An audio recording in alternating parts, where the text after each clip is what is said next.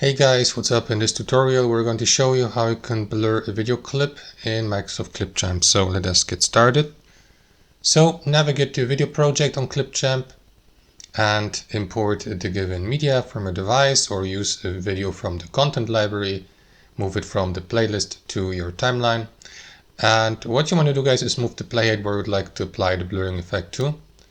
Let's say, for instance, at the 15-second mark. Next, right-click into the video clip and select Split.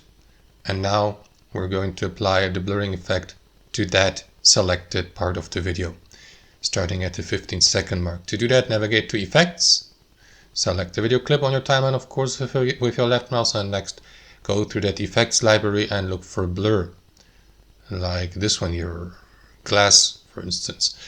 Click into it to apply it, and after that you may click into that button to intensify the blurring effect, and you will see the blurring then here, whereas the other video clips are not affected by this or impacted.